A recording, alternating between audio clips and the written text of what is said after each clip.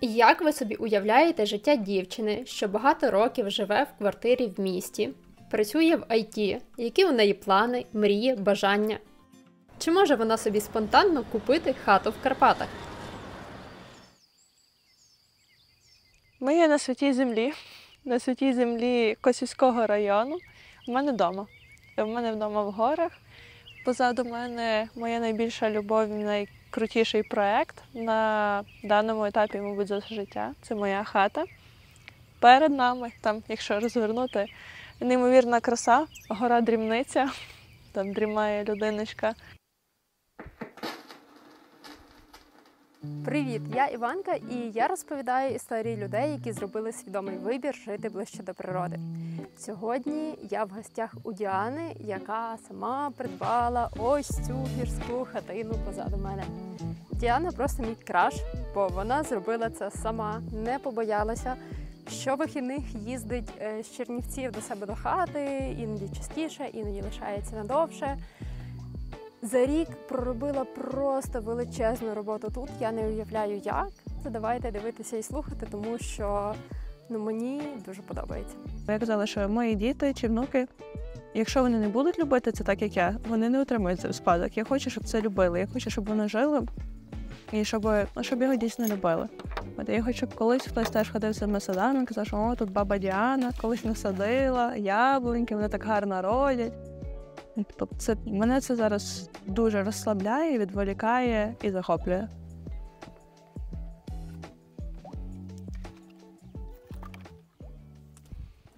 Діана, як ти докотилася до такого життя? Іванка, я знала, що буде це запитання. І я собі думала, що би я на це відповіла. І думала, що я скажу, це таке життя докотилося до мене. Діло було 1,5 роки тому, коли мені стало дуже сумно через війну, яка забрала у мене багатьох подруг, які просто виїхали за кордон. І я вирішила, що треба спробувати шукати нових подруг, а де ж їх шукати, я ж вже це не студентка, по клубах не ходжу, в бібліотеки теж не ходжу. І мені випадково потрапив в таргеті в інстаграмі тур в Карпати на Водохреща. Я думаю, поїду в Карпати на Водохреща, ніколи не була у Верховині до цього, хоча це насправді доволі близько. І заодно подивлюся, що там, як там. От, я поїхала в тур, і з першого дня я подумала, що якби було класно приїжджати не в колибу, не в садибу, не в якийсь орендований будинок, а до себе, додому. І я вже з першого дня почала тероризувати гіда, що ну розкажи, де тут продаються хати, а ну розкажи, де тут продаються старі хати. І насправді він дуже довго відмовляв і казав, що тобі не треба старої хати, стара хата – це купа проблем. Старої баби дівку не зробиш. Типу, шукай територію, будуйся просто, якщо ти хочеш. І насправді, я собі чітко знала, що я хочу, власне, стару гуцульську хату. І я казала, що я хочу стару бабу, але бабу-писаночку, щоб вона була дуже красива. І от моя писаночка тут. Насправді, за 2 тижні після туру ця хата знайшла мене на OLX. Це перше оголошення, по якому я зателефонувала і домовилась про зустріч, про огляд хати. Це перша хата, яку я дивилася. І коли я стояла ось тут на порозі, я відчула, що це моє. Я подивилася ще декілька інших хат для порівняння, але вже того вечора я подзвонила і сказала, що це буде моя хата, я даю завдаток, давайте оформляємо документи. І отак у нас закрутилося з хатою. Ну так, у нас тут класична, напевно, гуцульська веранда склена. І дуже мені подобається, по-перше, що завдяки цій веранді багато світла в цій зоні, тому що все скляне і красиве. І дуже мені подобається, і я планую зберегти оцих голубків. Їх теж вирізали вручну, зараз вже їх не вирізають, хоча при заміні вікон, яку я буду проводити зараз по всій хаті, ми домовилися з столяром, що ми збережемо старих голубків і накладемо на нові віконні рами також. Ти дуже поспішно купила хату. Дуже. Чи не пошкодувала? І з чим ти зіткнулася таким, про що не встигла подумати? Я думаю, є якісь речі, які ти не встигла зрозуміти до. Ну, насправді, від моменту, коли я придумала цю ідею, до моменту, коли я сказала, так, я хочу хату, пройшло менше 2 тижнів. Це, направду, дуже швидко. Про що я думала? Я, насправді, Ну, я трошки поресерчила. Я знала, що мені важливі комунікації, мені плюс-мінус цікава дорога, мені важлива вода в дворі, газу, в принципі, немає тут в цих краях, тому його і не варто було шукати. От. І плюс-мінус за цими параметрами я собі вибирала хату, от це замечилося мені. Плюс замечилось на мені, якось так, відгукнулось просто. Чи я не шкодувала? Ні, я не шкодувала жодного разу про цю покупку, про це рішення. Чи мені було страшно? Так. Це найдорожча моя покупка в житті. Ну і насправді там не кожного дня я купую хати, навіть не кожного року я купую хати. І це важко морально віддати таку суму грошей за раз. І важко, напевно, важче було трошки усвідомити. Хоча я розуміла, що відбувається. Я розуміла, що там покупка хати – це не фінальна точка витрати грошей. Це тільки початок. І, направду, там ремонт уже забрав більше, ніж вартість хати. І, напевно, в процесі, ти якби розумієш, що так станеться. Але в процесі, коли все активно відбувається, ти постійно віддаєш гроші, ти думаєш, нащо мені взагалі ця хата за цих овер-дофіга грошей? Але потім кожного разу ти приїжджаєш сюди, і ти думаєш, воно вартує кожної копійки. Кожна трудність, яка виникала, кожна складність, кожна проблема, яка на фоні всіх проблем, як ми говорили з тобою, це дуже приємна проблема. Навіть там довести будматеріали, чи підібрати там плитку, чи підібрати ламінат, поміняти підлогу. Це приємна проблема. Тобто хвилями страшно, але не шкодую точно. Тут моя веранда, вона максимально автентична, тут ще майже не було жодних робіт, окрім поміняної проводки. Планую також відреставрувати тут підлогу. І звідси з веранди в нас є вихід на під, на другий поверх. Це така чудо-конструкція, яку я не зустрічала до цього. І тут є багатофункціональна лавка, на перший погляд лавка. Але насправді ця лавиця розкладається, і це робиться стіл. І насправді влітку, коли ми тут приїжджали з друзями, коли нас було більше, ми розкладали цю лавицю у стіл і всі гуртом обідали на вулиці. Клуб культурних леді, інтелігентних дам. Так, у нас сьогодні є рекламний партнер, нішова парфумерія сучасна Terrain Parfums. І я хочу, аби ми потестили, бо я вже потестила собі всі 7 ароматів, вибрала свій. Окей. Може, ти вгадаєш, який я вибрала, може, не вгадаєш. Окей, мені цікаво, не показуй навіть. Так, я вже бачила West Village, і там всюди, де пише село, я така, о, це моє село. Мені так рук не стане передистувати, да? Так, в нас є 4, можемо ще по 2 ноги, в принципі, нам на 7 ароматів вистачить. Ой, цей гарний. Він мені пахне лісом, хвоєю. От мені він якоюсь от такою погодою, як зараз, таке трошечки приземне, оце дерево стареньке. А точно треба всі, да? Бо я вже, мені здається, все. Kiss on Cheek. А він яскравий. Він мені пахне півоніями. Він такий мені квітково-півонієвий, яскравий. От півоніями, коли ти ніс засовуєш аж в саму півонію, торкаєшся тичинок, цей пилок в тебе на носі, от тоді я виберу Hampshire Summer. Цедра, якась в ньому відчувається. Мені цедра, конвалія, жасмин, от прям активний жасмин. Буде смішно, якщо тут нічого з цього немає насправді. Але цей приємний. Наступний Skinny Dipping. Ти знаєш, що таке Skinny Dipping? І це купатися голяка. Приємно. Приємно, і те інше. І парфуми, і купатися голяка. Та. Свіжістю, але не такою свіжістю. Порошочком. От не такою, а такою прям якоюсь водяною свіжістю. Окей, summer I turned pretty. Не гай. Мене щось по літу понесло. Він мені схожий, напевно, до першого. Бо мені тут теж відчуваються нотки хвої якоїсь трошки. Хвої трошки є. Але от це може більш така хвоя, прям гілочки, а West Village більш до дерева мене. Дерево, так. Mad About You. Go Mad About Me. Він мені дуже легенький. Дівчачково-жіночий такий. Це не довга сукня підлога, таке коктейльна суконька. Mad About You. Color of Boom. Окей, він мені схожий на важкий, солодкий, шлейфовий аромат. Але ти коли сказала шлейфовий, я відразу з цим ароматом бачу такий, знаєш, ресторан, сукня довга, і оцей червоний шлейф тягнеться, воно не дарма з червоним тут. Так, і воно саме на цій. шлейфовий аромат такий теж. Так. Ну, я точно для себе знаю свого фаворита. А як ти гадаєш, що я вибрала? Дивись, ти сказала про жовтий колір, що тобі сподобалося.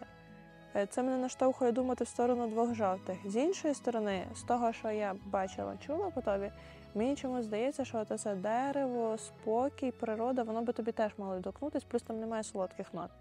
І я, напевно, піду цим шляхом, і я подумаю, що тобі West Village теж сподобався найбільше. Єс! От я вже свій обрала. Він ще такий гарний. Клас! Це було дуже круто.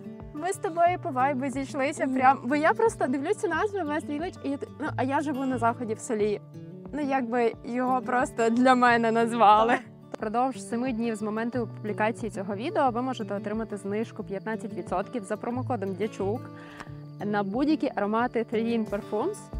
Лінк та промокод можете знайти в описі під відео. Переходьте, дивіться, пробуйте, якщо вам подобається село. Ось воно. Це Є шанс, бо ми з Діаною зійшлись. Ой, косуля. Боже, я могла зняти, не зняла. Водичка заводилась, тут була дирка в стіні. І ми з Оксанкою сидимо, я собі якийсь серпень, дуже тепло, це неділя, працювати не можна, святий день, ми позасмагали і прийшли їсти кавун в хату, тіньочок.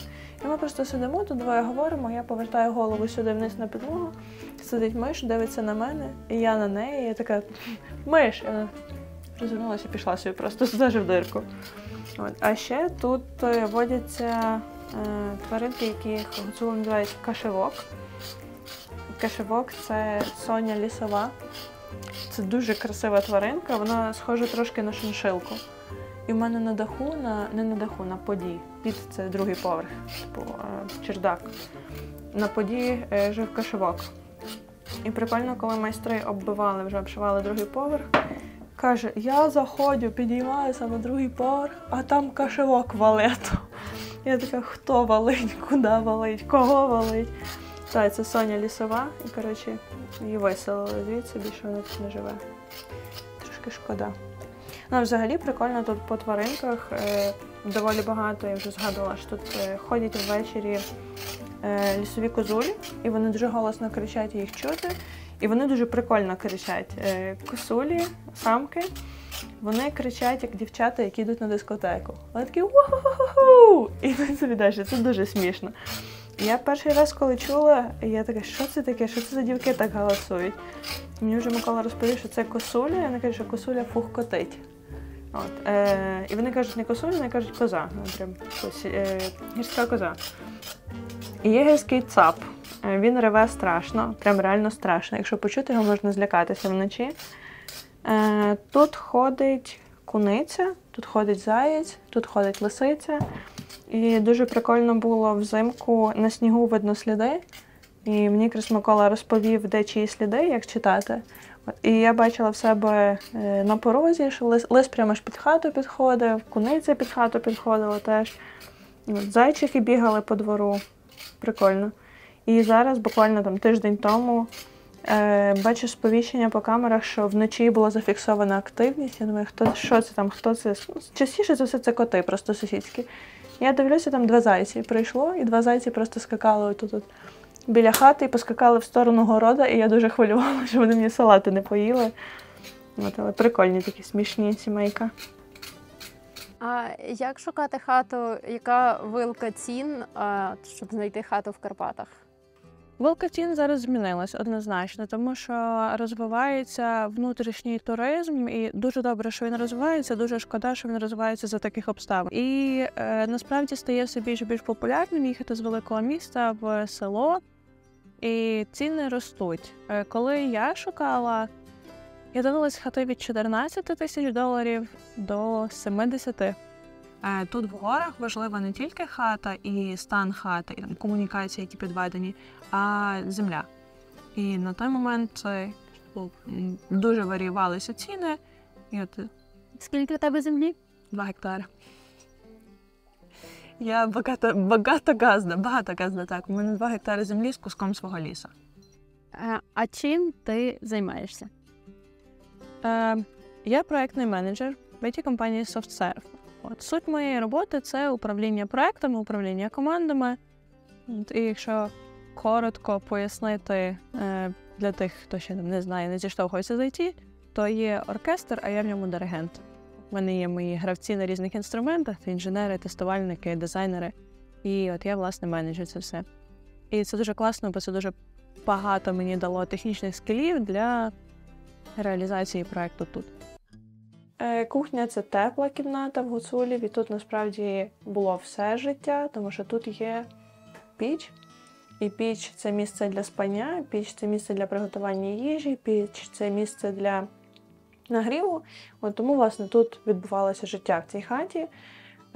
На кухні спочатку тут стояло 2 ліжка металевих, радянських, такі, на які ти прилягаєш, і в тебе задниця на підлозі лежить, вони були розтягнуті, заюзані.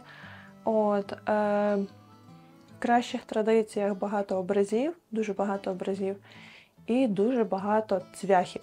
Цвяхів, забитих у сволоки. І я спочатку думаю, боже, для чого забивати цвяхи просто всюди?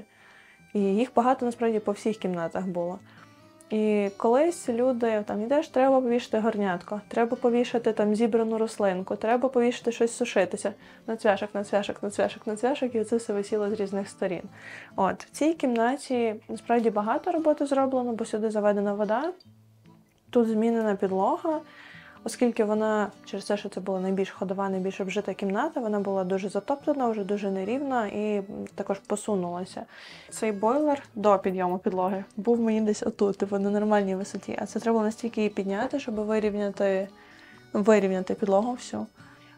І тут, насправді, це ще не фінальна стадія. Ще буде доставлятися техніка, буде доставлятися кухонна поверхня. Але із того, що тут зроблено і чим я пишаюсь, це, власне, пічка. Вона була теж синього страшного кольору, вона розтріскалася від часу. І зараз вона вже відреставрована, зачищені всі шви, вона відшліфована, відштукатурена, і, власне, помальована мною. І мені дуже подобаються в ній також елементи декоративні, які ліпнина була накладена. Частину цих елементів я відновлювала теж вручну, тому що вони з часу повідбивалися, повідліталися, і треба просто з розчину, з цементу докладати форму і фіксувати її. І, в принципі, я планувала пічку зробити білою, а декоративні елементи розмалювати. Але коли я зробила білою, вона мені так сподобалась чиста біла, що я вирішила поки що її не чіпати і залишити такою. І ще з моєї гордості тут 2 об'єкти. Це тумба, дуже її люблю, вона була дуже страшна, рижа. І я її теж зачищала, знімала лак, шліфувала, шпаклювала, ґрунтувала, фарбувала. Мені дуже подобається ця тумба зараз. І мені дуже подобається мій стіл. Він теж був радянський, такий страшнуватий. Я думала над тим, щоб його позбутися, а потім вирішила дати йому шанс на життя. І він мені зараз дуже подобається, біленький, чистенький, красивенький. Я на печі сплю, і це моє улюблене місце в хаті. Я дуже мало кому дозволяю спати там, бо це прям моє улюблене. Лягаєш і милуєшся видом на гори. Тобі зараз всі заздрять. Я знаю, я сама собі заздрю дуже часто, постійно. Ще це моє одне з улюблених місць для роботи взимку, насправді, тому що дуже класно. Пічка знизу гріє, тут теплесенько, можна так ножки погріти на печі, собі сидиш з ноутбуком, любуєшся горами. Або у дощову погоду, тут дуже добре теж пити чай, пити каву, собі тут чайничок завжди напоготові і милуватися красою Карпат під дощ.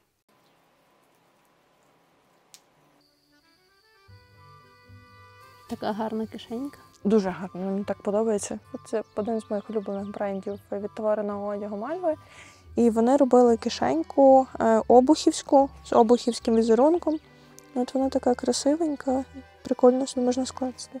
Там телефончик, гроші, цукерочки, все, що хочеш. І файна гілка. Я дуже багато насправді і не знала. Тому що Буковина, вона ж не славиться діалектом гуцульським, вона славиться діалектом румунським. І моїх 12 років в Чернівцях не пройшли безслідно для моєї мови. Вони пройшли дуже погано для моєї мови. Бо здебільшого те, що я навчилась, це всякої дурні. румунських матюків, це перше, що ти вивчаєш. І суржику, напевно, набралась, тому що на Буковині дуже багато суржику. І коли я приїхала сюди, я не знала, що таке афини, що ягоди – це не всі ягоди, а це конкретні ягоди. Що таке ведій, що таке кашевок, що таке приселити, що таке сипати воду. Ну як можна сипати воду, якщо вона лється? Та ні, я цього всього не знала, не говорила. А як сприйняли сусіди твій приїзд? Ти така типово міська дівчина з типово міської зовнішністю, я би сказала. І яке до тебе тут відношення було місцеве? Ну, дивись, насправді гуцули, в принципі, доволі обережні з чужими, з чужаками, з чужачками. Тут як мафія в Італії, тобто це закрите ком'юніті, і тут треба стати своїм, до тебе придивляються якийсь час, тебе вивчають якийсь час, і важливо, що цей час ти відкритий до людей, ти вмієш відстояти свої кордони, але в той самий час ти і вмієш людям показати, хто ти, що ти, бо коли вони розуміють, хто ти і що ти, їм набагато легше сприймати тебе добре. У мене є декілька сусідів, і, в принципі, старші люди, які тут мої найближчі сусіди, здебільшого прийняли мене добре, але з цікавістю. Типу, ага, і що це? Що це? Гілка приїхала з города? Що вона вміє? Що вона знає? Дуже довгий час думали, що ця покупка – це покупка моїх батьків, або там, мого чоловіка, мого хлопця, будь-кого ще, окрім мене. І я тут просто так, представницьке лице, приїжджаю це поробити, попрацювати та й поїхати. Ну, це зайняло якийсь час, щоб просто розспілкуватися з людьми, щоб вони звикли до мене, придивилися, оцінили. Це насправді дуже важлива штука, гуцули оцінюють тебе по роботі. Просто говорити не канає. І дуже класно, коли я зі своїми майстрами в певний момент ставала сама, пліч-опліч. Окей, я не мішала бетон, я не пиляла дрова. Але я ставала болгаркою, шліфувала фасади. Я ставала шліфмашинкою, зачищала тумбу, зачищала шафу. І коли вони дивляться, ага, дівка з міста стає щось тут в рукавичках. Що незвично для гуцулів, ніхто не працює тут в рукавичках, всі працюють голими руками. Але я стою і роблю, і щось з цього виходить, і вони бачать результат, і вони такі, прикольно, молодець. І в мене смішна історія була, коли ми з подругою реставрували шафу. Це шафа страшна, радянська, в кращих традиціях рижого, лакового покриття. Ми її відреставрували, і хлопці, які працювали у мене, тут вони весь час спостерігали це перевтілення шафи. І один із них стоїть, каже, ого, так файно вийшло, це що, та сама шафа? Я кажу, йо, та сама шафа. Каже, в мене жінка хотіла нову шафу, я їй куплю фарбу, хай малює. Я думаю, боже, жінка, можливо, це була єдина надія отримати нову шафу. Буде малювати тепер стару. Але, якось так. Це світлиця. І в старих гуцульських хатах була тепла кімната, кухня, де було життя, і була світлиця. В світлиці гуцули збиралися на будки, на святкування разом. І основними атрибутами світлиці була наявність танцполу, скажімо так. Тобто кімната була велика і пуста, не заставлена меблями. Єдине, що по периметру стояли лавиці, щоб гості могли прийти, розсістись на лавиці, набуватися. Ну і вже коли файна музика і танці, то танцювати в центрі кімнати. Світлиця більше не нагадує світлицю. А, до речі, ще прикольно, що світлиці ніколи не опалювались. Це холодна кімната була, там не ставили піч, бо це кімната для випивання, набування і танцювання. Там печі і так не треба. І зовсім все не так буде тут. Але поки що маємо такий сетап. Тут із прикольного це люстра, яка оригінальна. Я її тут знайшла і вирішила залишити, вона мені подобається. Насправді в багатьох старих хатах були такі люстри, це, мабуть, як синя фарба. Вона багато де існувала, але прикольно в моїй тут є ручний розпис. Тобто хтось її розмальовував вручну. І я її відшурувала трохи, залакувала розпис, щоб зберегти його, і залишила цю люстру. Мій електрик, коли монтував цю люстру, електрик місцевий, каже, ну це якесь таке собі, я б таке у хаті не хотів. Кажу, от ти не маєш, а я маю. Так, це мій перший проєкт реставрації, це перший об'єкт, за який я взялася. Тумбочка, вона колись була на кухні, на ній стояв телевізор, вона була застелена такими страшними покривальцями, і вона була теж такого коричневого лакового кольору. Ну і, власне, я собі придумала, не знаю, чомусь мені так захотілося темно-зелену тумбу. А чи відчуваєш ти до себе стереотипне відношення як до дівчини, яка цим займається? Так, звісно, постійно. Постійно. Знову ж таки, мабуть, уже зараз вже пройшов рік, як я тут активніше щось роблю. І мої молоді, відносно молоді гуцули, які працювали тут у мене зі мною, воно змінюється, тому що, знову ж таки, вони бачать, що я працюю пліч-опліч, я не паня білоручка, яка сиджу командою. І я працюю, тут вони в мене кажуть, та ні в року собі від сходу сонця до заходу, нема коли прикурити, нема коли перелягти, нема коли в туалет збігати, тому що робота. І воно десь зникло з часом, бо вони мене вже сприймають в якійсь мірі як свою. І насправді там найбільший комплімент, який я отримала поки що для себе за цей весь час, коли я фарбувала якісь рами чергові, у мене всі руки в фарбі, нігті там лак в жахливому стані. І я знімаю рукавиці і кажу, боже, як жахливо виглядають руки. І один гуцул дивиться і каже, це руки гуцульської майстрині. І я така, чого собі, це дуже цінний для мене комплімент, мабуть, прикольно. Тут позаду мене пивниця, і гуцули використовують це як альтернативу підвалу, де вони зберігають закрутки різні, врожай. А я планую тут своїх яблуньок збирати врожай, робити сидр і складати в пивницю. А наверху теж дуже цікава будівля. Добрий день! Тут наверху будівля, в якому знаходиться ткацький верстат і стара пічка. І колись в цій будівлі хазяйка попередньої цієї хатини ткала ліжники. Тут позаду мене два господарських приміщення. Перше – це стайня. І, власне, з цього будинку почалося життя на цій ділянці. Тут власники попередні, які збудували цю хату, жили перші роки, коли будували хату поруч зі своїми корівками. А там оборіг. Оборіг, кажуть, гуцули на стодолу, на сіновал. І там, в принципі, велика площа, де зберігали сіно раніше, бо його потрібно було заготовляти багато, щоб кормити худобу впродовж осені-зими. А зараз там у мене поки що майстерня, склад для інструментів і матеріалів, а в майбутньому це буде літній гостьовий будинок. І це ще одна гордість моя на ділянці – криниця. Насправді це велике щастя, що криниця є дуже близько до хати і що вона не пересихає влітку. При те, що мені казали, що на наших горбах трохи є проблеми з водою, то мені з цим пощастило. Але від оригінальної криниці, яка тут була, просто підмурок і дашок, не залишилось, власне, нічого, крім підмурка і дашка. Я повністю міняла ці всі рами, поновлювала їх, реставрувала колесо також. І з моїми майстрами придумала класний спосіб обкласти, облицювати криничку.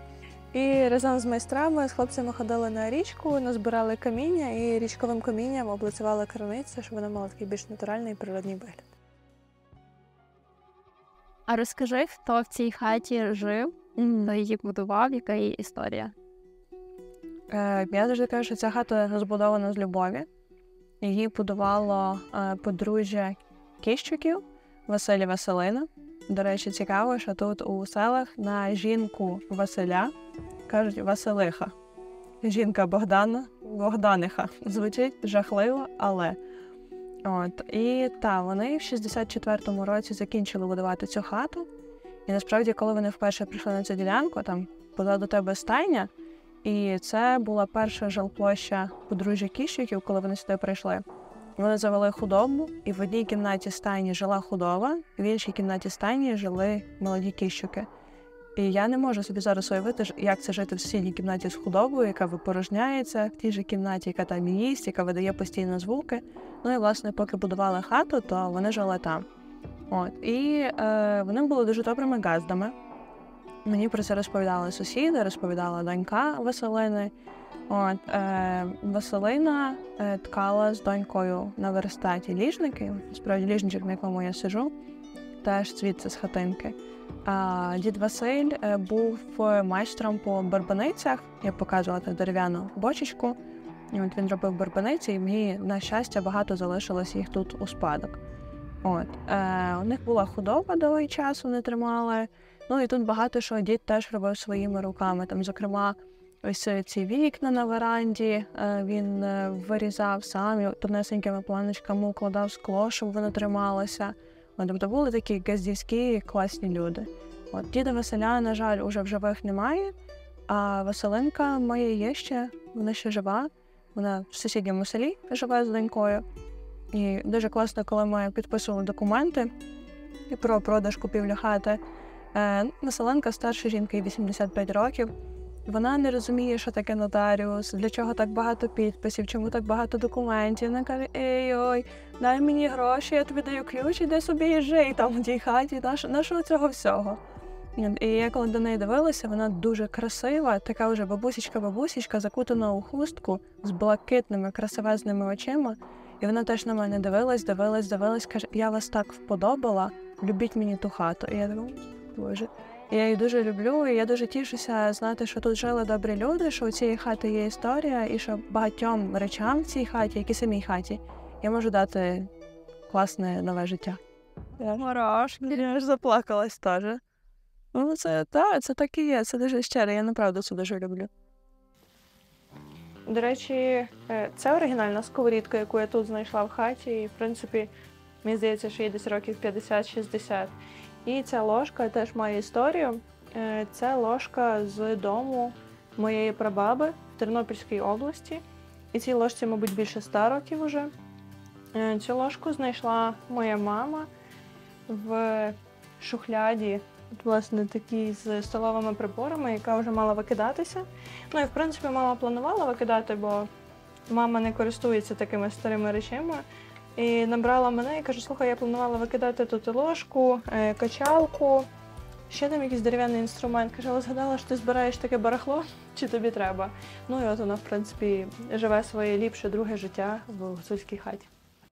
Ти мріяла раніше коли-небудь про хату? Як у тебе з дитинства, з селом? Де ти сама виросла? Я ніколи не мріяла про хату. Більше того, я мріяла не про хату. Будь-що, окрім хати, тільки не село. Я з файного міста Тернопіль, народилася, виросла там. І насправді моє село, як моє село моєї прабабусі, бабусі, де вони були народжені, дуже близько до Тернополя. І кожних вихідних, канікул нас відправляли у село, тому що трудотерапія, бабусі треба додаткові руки, і нас дуже багато там заставляли працювати. І мені це було все нецікаво, як підлітку, яка там тільки становиться. Мені вже цікаві якісь шкільні дискотеки, мені цікаві якісь там щоденники, анкети в школі заповнювати, а не це корову виганяти, пастися, чи, не дай Бог, доїти корову. Тобто мені це ніколи не імпонувало. Потім нас заставляли полоти, сапати, збирати колорадських жуків. Оце, до речі, прикольна штука, бо нас заставляли збирати колорадських жуків в пляшки 1,5-літрові. І це була платна послуга з нашої сторони. По 5 копійок за жука в кращі часи. І ми реально рахували жуків. І потім приходили бабусі, віддавали пляшку з жуками, казали про кількість, бабусі їх не перераховувала, звісно. І нам видавала кошти за це. І, в принципі, в кращі часи це була не найгірша робота, яку можна було робити, бо ти, принаймні, з неї міг заробити гроші. І насправді дуже іронічно, цікаво і дивно, що те, від чого я тікала якийсь свій час, напевно, що-небудь, лиш не це, лиш не тут. І от я тут, сама добровільно, візьміть мої гроші. Я люблю село, хочу в село. Буду мати город? Буду мати город, я буду мати город, на якому ростуть салати, але окрім салатів ростуть буряки, росте редиска, морква. Я згадала, що там за 2 рядки. Це морква. Це посаджена морква, огірки, помідорки, перчики. Тобто це такий ні в року собі город, це не геть грядочка. Посаджений сад молодий. І це теж дуже прикольно, бо там у бабусі в селі дідусь садив сад, там було дуже багато вишень, там були груші, яблуні також. І я дуже любила свого дідуся, і це для мене такий дуже теплий спогад. Тут сад, це про дідуся. І класно, що тут теж є давній сад, посаджений Василиною і Василем, які жили. І я досадила ще своїх молодих деревець, і колись, можливо, тут будуть жити можливо, мої внуки, а можливо, інші люди, яким припадає ця хатина до серця. Бо я казала, що мої діти чи внуки, якщо вони не будуть любити це так, як я, вони не отримують це в спадок. Я хочу, щоб це любили, я хочу, щоб вони жили, і щоб його дійсно любили.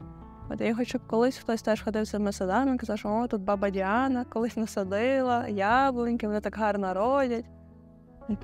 Мене це зараз дуже розслабляє, відволікає і захоплює. Деревця, кущики.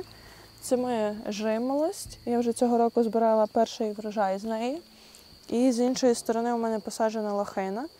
Окрім лохини, тут у мене ще залишилася в спадок порічка, або, як кажуть місцеві, позичка, або біла смородина. І трохи далі, тут у мене за парканчиком, ще звичайна смородина. Ти собі виходиш, вранці спускаєшся сюди, збираєш свої ягідки на компотик, вариш компотик потім. Коротше, дуже красиво. А які основні етапи ти за цей рік зробила з будинком, з подвір'ям, от такими загальними мазками? Це важка робота і, напевно, одна з найважчих робіт правильно спланувати і зрозуміти, за що братися в першу чергу. Тому що майстри такі: ой-ой-ой, тут треба робити, ой-ой-ой, це не здали, ой-ой, це треба міняти. І ти думаєш, боже, я ж не можу все зараз поміняти. І я собі складала такий план невеличкий і розбивала роботи по етапах, проставляючи пріоритетності. І перше, я знала, що мені точно необхідний тут інтернет, тому що я часто звідси працюю теж, коли приїжджаю. І в першу чергу мені потрібна вода, тому що я готова жертвувати якимись моментами комфорту, але не водою, особливо теплою водою, коли тобі треба в душ після дня, коли ти весь в цій пилюці, бруді, болоті, і ти в тазіку полощиш спочатку голову, потім опускаєшся нижче, завершуєш ногами, це... Тому це було таких перших два дуже масивних об'єма робот, куска робот. А потім по хаті, взагалі, облаштування ванної кімнати, тому що тут ванної кімнати не було, туалет був на вулиці, як і в більшості сільських хат.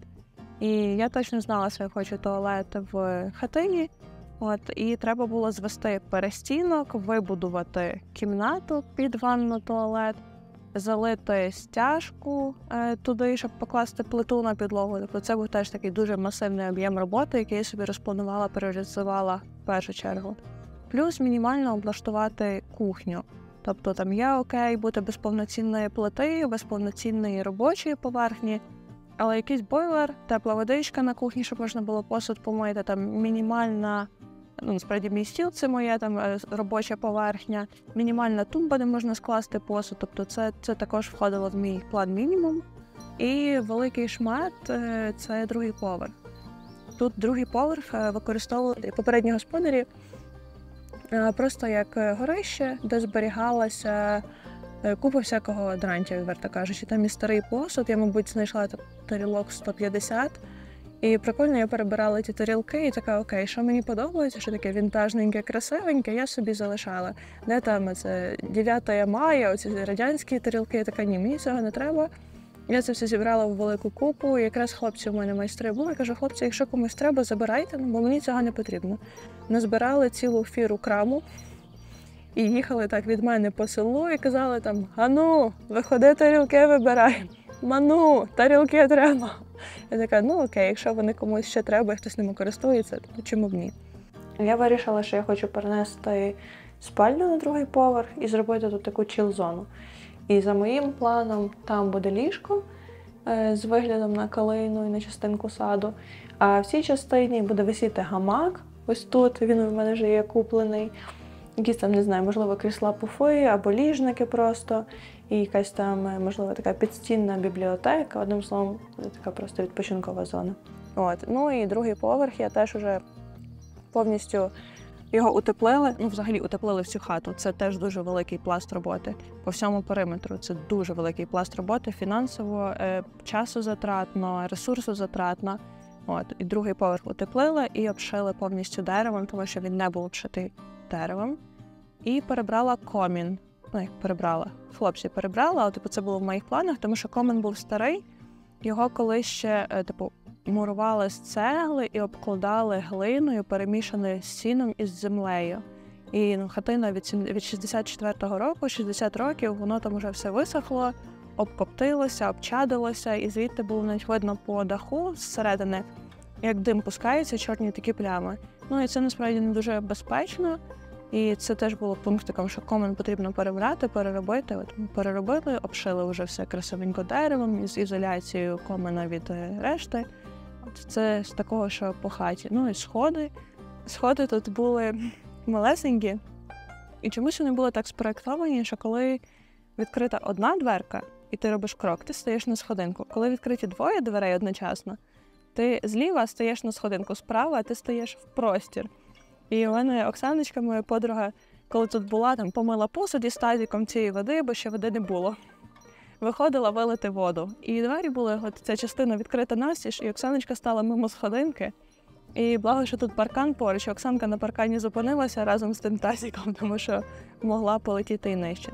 Тому сходи всі і доріжка, щоб болото не носилось біля хати. Це те, що зроблено. У мене отака прекрасна всеодновенна кімната. Вона найбільш дороблена в хаті. Для мене було важливо, мені подобається зберігати речі в оригінальному стані, але мені також важливо, щоб це була не хата-музей, а щоб це була хата пристосована для життя, щоб були речі, які мені забезпечують комфорт. Ну і ванна кімната для мене – це одна із них. І тут залишилось тільки покласти плінтус, а все решту, в принципі, готово. І із прикольного душову кабінку я везла своєю машиною сюди. Я замовляла, вона їхала з Одеси до Косова. На Новій пошті мене там вже знають хлопці, що я приїжджаю за габаритними посилками.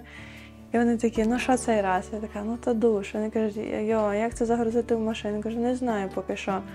І це окремі ці скляні плити, вони важкі, вони крихкі. Ми дуже акуратно їх грузили в машину, і я дуже акуратно їхала цими горбами. Але я свій душ привезла в машині собі, як і пральну машинку. В принципі, так. Ти згадала подружку. Які люди зараз тобі допомагають найбільше, тому що, очевидно, повністю самі справитись, можливо, і можна, але дуже важко? Найбільше, хто сюди вклався, це точно моя Оксанка. І ми вже жартуємо, що за ту роботу, яку вона зробила, я би вже мала їй пару соток землі виділити, або там якийсь куточок в хатині, то вона вже точно відпрацювала тут якусь частину. Вона дуже класно, що розділяє такі ж цінності, як і я, і теж дуже захопливо і цікаво працювати з деревом, з різними матеріалами, взагалі доторкатись до історії і усвідомлювати при цьому, що ти її зберігаєш і продовжуєш. Мій улюблений сусід Микола, якого ти мала нагоду зустріти, це, напевно, моя тут номер один довірена людинка і номер один помічник, порадник. Направду, дуже багато знає, дуже багато вміє і допомагає мені теж. Бригада майстрів, яку я мала тут, і це насправді так починалось. Микола, треба тобі робота, може там хочеш пару рублів заробити? Я можу, а що треба робити? Там треба криницю почистити. Я можу, а скільки?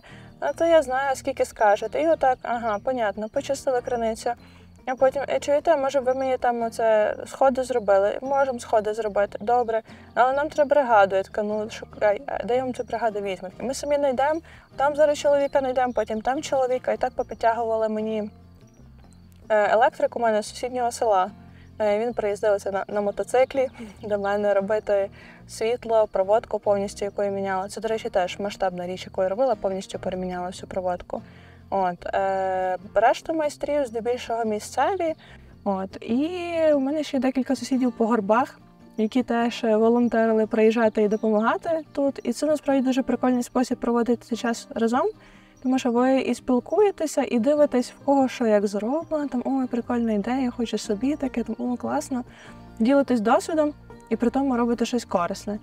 І я, в принципі, придумала, що я собі хочу започаткувати таку серію толок. І насправді дуже багато людей писали, що я до тебе приїду працювати, буду спати в палаці, лиш би приїхати.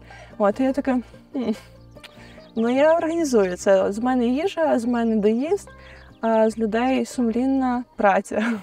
І так. Як твої батьки сприйняли?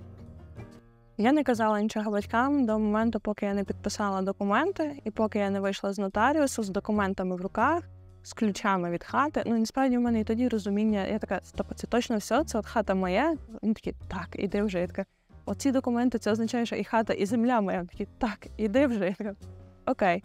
І я вже тоді подзвонила мамі і кажу, мама, я купила хату в Карпатах.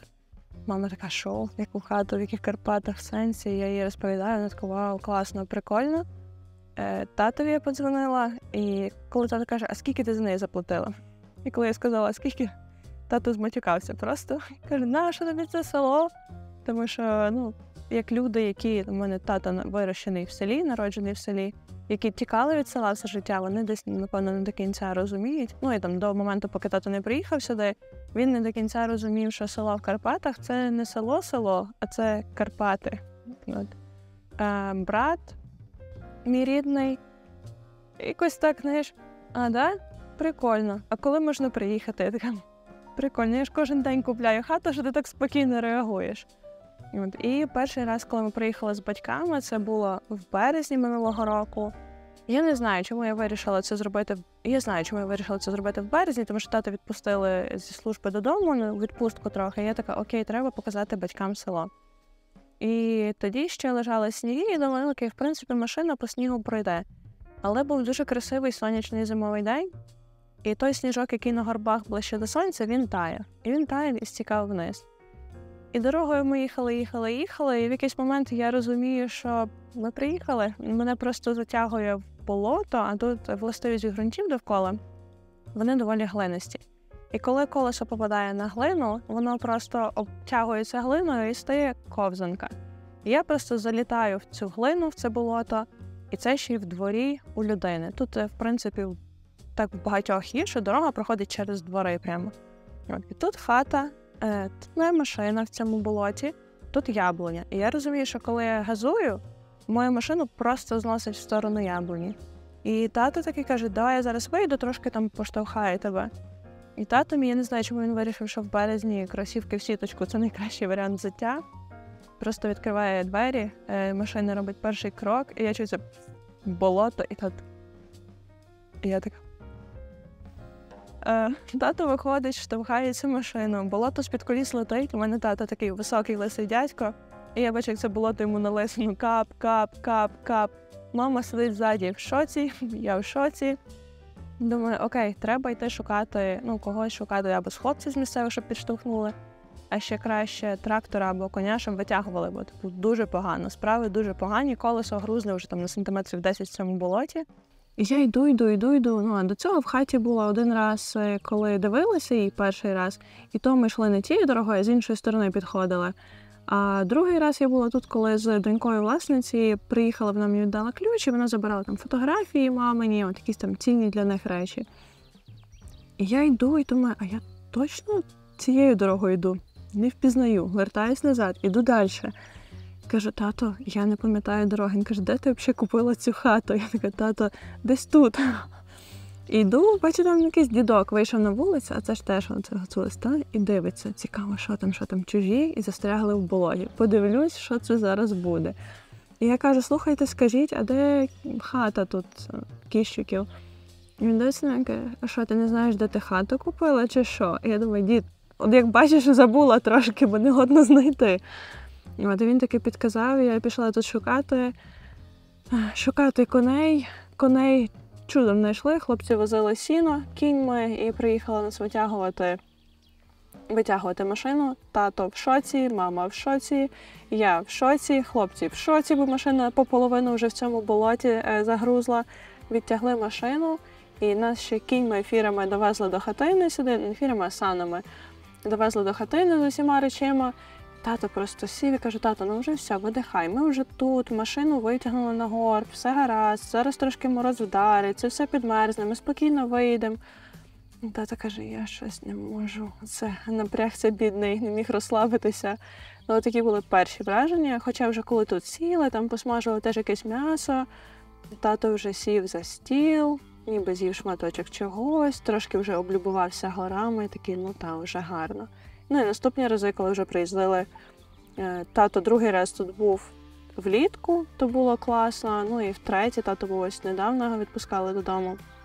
Вони з мамою попали на конкретну трудотерапію, тато попав на перепилку дров, мама попала на чистку пивниці, на вирівнювання горбів по ділянці, тому що там не проводили воду, потягнули інтернет, коли засипали, там кабелі чи труби, горби утворилися, їх треба було лопатою позрізати, засіяти травички. Ось тато попав мене на конкретно робочий день.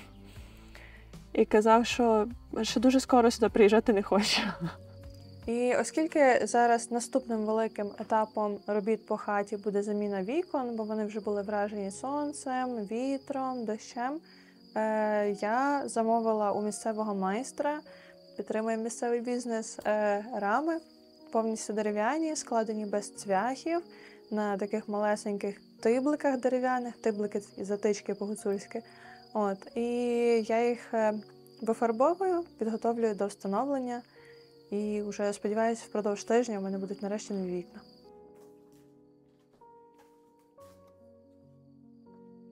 Ти мені казала, що це вчора була перша субота, коли ти приїхала в село і не працювала, бо ми знімали відео. І загалом ти така дуже організована в плані роботи, приїхала працювати. Чи встигаєш ти в цьому всьому насолодитися життям тут? Чи є у тебе баланс, чи нема?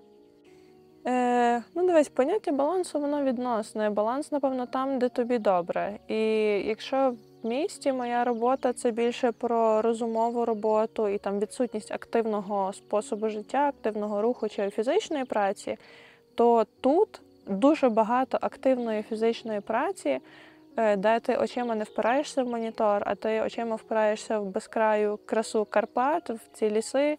І мені тут дуже добре працювати. Я прям обожнюю це. Я люблю тут реально прокидатися рано і заставати там якісь ранкові промені сонця. І тут, коли тільки 9-10 ранку, я вже люблю працювати, бо я розумію, що вау, я стільки можу встигнути за цей день. І працюю я теж тут допізна. І в мене сусід навіть жартує, що Діана при місячному світлі працювати ще ліпше, так гарно світить. Каже, я знаю, Іванко, що світить, люкс світить, і город сапає при місячному світлі. І тут якісь квіти садила при місячному світлі. І мене це прям наповнює, напевно. І я не втомлююсь від цієї праці. Тобто я розумію, що тіло фізично втомлене, а мені так класно, що я думаю, боже, коли би ще попрацювати. Я це люблю тут дуже. Спочатку я планувала якусь частинку цього відео лишити лише для спонсорів каналу, але не змогла. Хочеться і тут, і там зібрати все найкраще і найцікавіше. Безмежна подяка всім, хто підтримує мене на будь-яких платформах. І якщо вам відео сподобалось більше, ніж просто сподобалось, ви можете залишити чаєві після перегляду. Всі лінки є в описі під відео. Ти багато поїздила по світу? І я хотіла тебе запитати про твої відчуття. Ти була в різних країнах. Чи тобі не хотілося іммігрувати, переїхати там купити? Дивись, я направду багато де бувала, більше 40 країнах. Мені це дуже подобається, мені подобається пізнавати світ. Але це, напевно, в якійсь мірі як пити воду. Коли ти п'єш воду залпом багато, ти в якийсь час напиваєшся, такий, вода клас, але я вже зараз більше не хочу. І, напевно, в якийсь момент я теж десь перенаситилась подорожами, тому що настав період, коли я почала заробляти і могти дозволити собі ці подорожі. Хоча, насправді, якщо їх класно організовувати, грамотно, з каучсерфінгом, з якимись там лайфхаками, приколясами, то це можна робити доволі бюджетно. І в якийсь момент я наситилась цим всім, і я перестала отримати настільки багато задоволень і нових вражень. Тобто враження є, але вони повторюються. Десь, вау, красивий будинок, гарна архітектура, ой, класна церква, така, як уже була там в енній кількості міст. І, напевно, там єдина країна, яку я розглядала більш серйозно, це Америка. Я люблю Америку, страшно люблю Америку. Я прекрасно розумію всі мінуси Америки, я розумію рівень криміналу, тому що я в Америці була і в маленьких містах, і в маленьких містах я би не жила. Тобто американське це фарм-лайф, воно мені не дуже імпонує. Велике місто, там Чикаго, Лос-Анджелес, мені дуже подобається. Але чи хотіла б я пожити там для себе? Напевно, так, якийсь час. Чи хотіла б я там прожити все своє життя? Напевно, що ні. Чи я хотіла, щоб мої діти там народилися і росли? Напевно, що ні. Для мене було якимось таким інсайтом, коли я гуляла по Чикаго сама. Це був такий собі соло-вок, я з кавою Starbucks схожу, гуляю, любуюся, всім милуюсь, так гарно мені. І я зловила себе на думці, що я там за 3 години, які гуляла містом, я не побачила жодної дитини на вулиці. І це не тому, що їх немає, а це тому, що там настільки небезпечно дитині самій знаходитись на вулиці, що їх вранці під'їхав автобус, загрузили в автобус, відвезли в школу. Школа закінчилась, загрузили в автобус, розвезли по домах. І якщо вони виходять, вони гуляють з батьками, з постаршими братами, сестрами, never alone, ніколи наодинці. І я така, чи я хочу для своєї дитини таке, типу, якесь клітковане дитинство? Мабуть, що ні. Чи я хочу жити і знати постійно, що там може на будь-якій вулиці в будь-яку секунду статись перестрілка? Напевно, що ні. Чи я хочу жити так близько в доступності до наркотиків? Напевно, що ні. Тобто, я усвідомлюю прекрасно, що вони є всюди, якщо їх пошукати, але от коли вони прям аж настільки близько, напевно, ні. Тому я не хочу зарікатися, але, напевно, поки що, як експеримент на якийсь час, я би хотіла переїжджати повністю. Мені добре тут. Мені добре тут. Ще нема бажання переїхати повністю сюди? Час від часу є. Час від часу є. Але, напевно, через те, що я не була тут довший час підряд, тобто там була тиждень максимум поспіль, мені здається, що тут трохи глуш в плані соціального життя. І мені здається, що мені не здається, тому що якщо там в Косові вже трохи більше молоді, там десь по сусідніх селах теж. І я знаю про інші молоді пари, які теж в цьому селі мають хати, але мені здається, що кожен настільки якось заглиблений в своє життя тут, що часу на якесь соціальне спільне проведення часу його мало зовсім. І мені здається, що за певний час мені би стало тут скучновато, мені би бракувало цього міського життя. Але мені так здається. Поки ти не спробуєш, ти не будеш цього знати. Можливо. А поки за будь-якої нагоди За першої нагоди. За першої нагоди, і ми з Оксанкою завжди жартуємо, що кожен раз, коли ми вдвох сідаємо в машину мою, є дуже великий шанс, що ми просто педаль в підлогу і погнали в село. Дякую, що провели цей час разом з нами. В описі під відео будуть контакти Діани в інстаграмі, посилання на мою сторінку. Підписуйтесь там, підписуйтесь на мене в Ютубі, ставте подобайки. І до нових зустрічей. Па-па. Тато сидить з мамою в машині. Тато не сидить, тато стоїть в ахері. Тато стоїть в ахері і курить сигарети і матюкається. Отак це виглядає. Мама сидить в машині, мама хреститься просто.